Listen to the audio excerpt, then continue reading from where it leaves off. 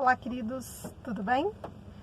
Então, quando eu era criança, eu presenciei a grande dificuldade que os meus pais enfrentavam para sustentar 8 filhos. E eu via que meu pai levantava às 4 da manhã e saía para trabalhar na roça. E eu via que a minha mãe, ela ficava em casa e cuidava muito bem dos afazeres do lar. A nossa casa era muito limpa, as louças brilhavam. O fogão era de barro e ela rebocava aquele fogão muito bem. Não tinha gotas de caldo de comida derramado nem de óleo por aquele fogão, porque ela sempre cuidava.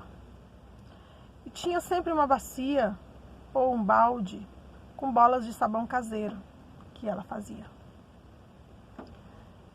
E eu me lembro que nem sempre a gente tinha óleo para cozinhar a comida. Mas eu me lembro que todos os dias tinha comida na mesa. Ainda que fosse abóbora com leite, que algumas vezes eu a vi comer. Eu me lembro que meu pai tinha uma fazenda, 45 hectares de terra, e que tinham 2 rios que passavam por aquela fazenda. Um nos fundos e um na lateral.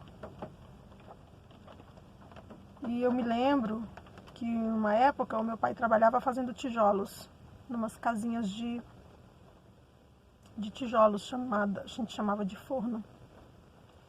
E me lembro também da minha mãe com a barriga muito grande, ajudando a gente, juntando todos nós para buscar água no balde, no rio, para apagar o fogo do carvão, para não passar do ponto, para que aquele carvão que era feito naquela casinha do tijolo fosse vendido numa cidade maior do nosso estado de Minas.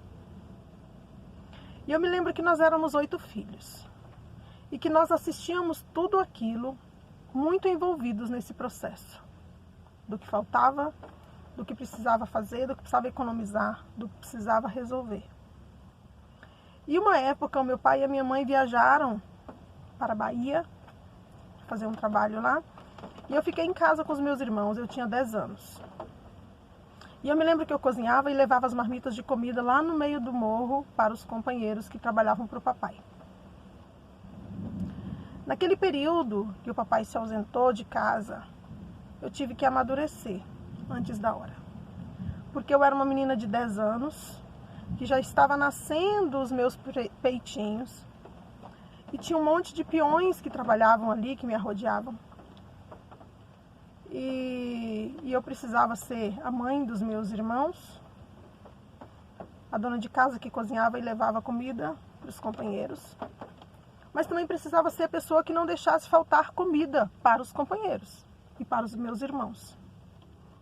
Então eu me lembro que uma certa vez eu cheguei aí com um dos companheiros do meu pai a puxar arroz pelo pendão num lugar onde o sanguessuga que tinha lá no meio daquela laje, a gente chamava de laje, acho que não é laje o nome hoje, era uma brejo, uma área que tinha água e capim, e eu me lembro que um bichinho que a gente chamava de sanguessuga me mordeu e foi difícil arrancar aquele bicho do meu pé.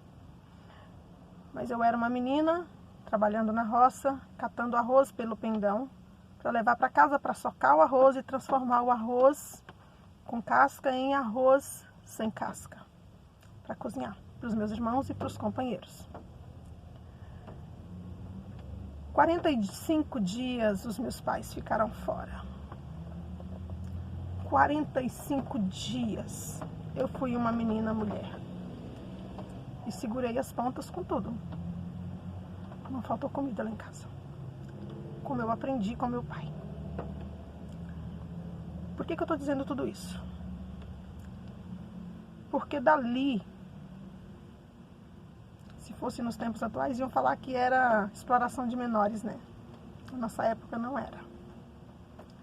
E foi dali que eu aprendi o valor das coisas, a necessidade das coisas, a dificuldade das coisas e a seriedade das coisas. Ali eu aprendi que eu precisava ser uma referência para os meus irmãos. E eu fui Aos 14 anos eu virei professora. Passei no meu primeiro concurso público aos 14 anos. Eu entendi o processo de fazer sabão. E entendi que se fizesse sabão e vendesse, a gente poderia conseguir o material para fazer o sabão. Eu aprendi que ter uma terra na mão poderia representar pobreza. Mas que se eu trabalhasse a terra, eu poderia produzir dela o alimento para sair da pobreza. Eu aprendi que eu poderia ser só uma criança e brincar, justificando que eu tinha 10 anos. Mas eu também aprendi que o fato de eu trabalhar não me impediu de ser criança. Eu apenas fui uma criança responsável, que trabalhava, que me preocupava. Talvez tenha sido melhor do que ser uma criança que não tenha nenhuma preocupação e fique por aí. E foi assim que a minha vida começou. Com aquelas dificuldades, eu percebi que existia outro modelo de fogão, que não precisava rebocar todos os dias, mas que ele era caro, que ele precisava de ter energia, ou bujão, e que para isso a gente precisava ter energia em casa, ou gás. E foi por essas dificuldades que eu estudei muito e passei naquele concurso. Com 14 anos, eu já comprava comida para minha família. Eu não precisava mais socar o arroz, porque eu já tinha dinheiro para comprá-lo socado. E ali, eu já era empreendedora. E eu nem sabia. Porque eu aprendi a ser pela necessidade e pelas oportunidades. Que às vezes a gente só percebe que elas existem quando estamos enfrentando dificuldades. E essa foi a primeira etapa da minha vida de empreendedora. E ela foi muito significativa e determinante para as demais, que eu vou falar nos próximos vídeos. Ok? Fiquem com Deus. Um beijo.